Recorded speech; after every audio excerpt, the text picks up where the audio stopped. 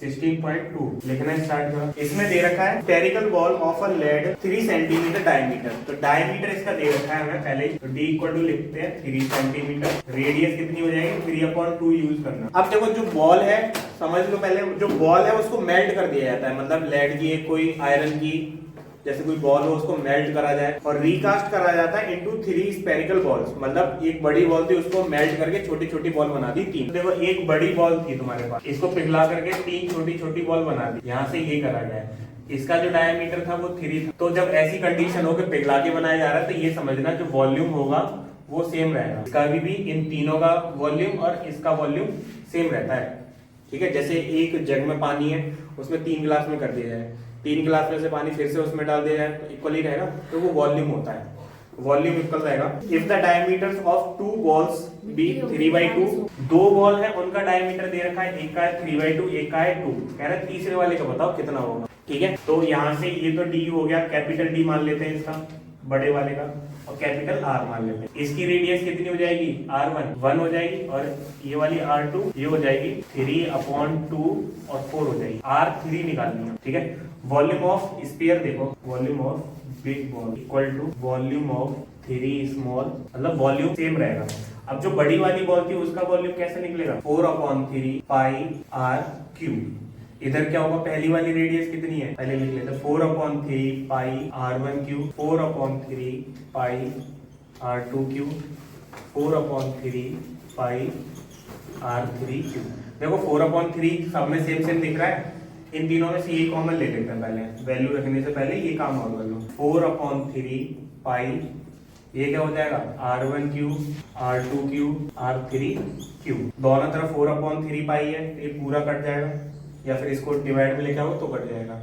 यहाँ बचेगा r cube equal to r1 cube plus r2 cube plus r3 cube. पहले वाली की r कितनी थी 3/2 का क्यूब, r1 है तुम्हारा 1 का क्यूब, r2 3/4 का क्यूब, और r3 तुम्हें निकालना है, इसको सॉल्व करना जरा। ठीक है, अब ये इतना हो गया, 3 का क्यूब कितना होगा 27/8 इक्वल टू 1 प्लस ये हो जाएगा 27/64 plus r cube, r3 cube.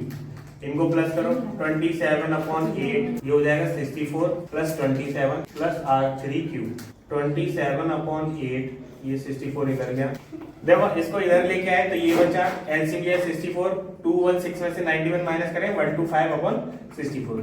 अगर ये परफेक्ट आ रहा है क्यूब है तो इधर भी क्यूब ही आएगा, नहीं आ रहा तो कुछ गड़बड़ कर लिया, सोचना थोड़ी देर पहले उसको, तब कर पाओगे उसको।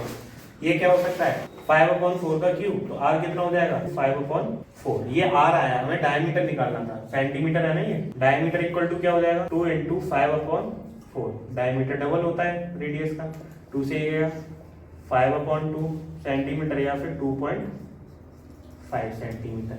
रौनक ये वाली समझ आई क्या कर दिया, डायमीटर डबल ही तो होता है रेडियस का, वो डबल करा है बस। देखो 10th वाला है, इसमें हमें निकालना है रेशियो। इसमें दे रखा है एक कॉन है और एक हेमिस्फीयर है, तो एक कॉन एक हेमिस्फीयर। इसमें दे रखा है इक्वल बेस। इक्वल बेस का मतलब है जो नीचे गोल बनना है और ये जो गोल बनना है वो सेम है, तो इसकी सरकमफ्रेंस ये जो सर्कल वाला पार्ट बनेगा और इसमें बनेगा सेम है, तो रेडियस भी तो सेम ही होगी, r दोनों में सेम है, एक जैसा लेट कर सकते हैं, देख कुछ नहीं रखा है। उसके बाद कह रहा है वॉल्यूम, इसका जो वॉल्यूम आएगा v1 और इसका जो वॉल्यूम होगा v2, वो दोनों क्या है सेम है, तो इसको भी हम v ही लेट कर सकते हैं, दोनों में क्या है सेम आएगा। तो वॉल्यूम ऑफ कॉन और वॉल्यूम ऑफ हेमिस्फीयर दोनों ही क्या आएंगे इक्वल आएंगे। ठीक है, वॉल्यूम ऑफ कॉन है 1/3 r²h। अब r के वाले में तो पता है कि r सेम है, उसका कुछ ना कुछ कट जाएगा, h नहीं पता, तो इसकी जो h है वो हम h1 लेट कर लेते हैं, इसकी जो h होगी वो क्या होगी h2 नहीं होगी, r ही होती है, तो सर्कल वाला ही पार्ट है तो r का ही काम करेगा, इसमें तो h होती नहीं है, इसमें h1 लेट कर ली, h ही मान सकते हैं। ठीक है,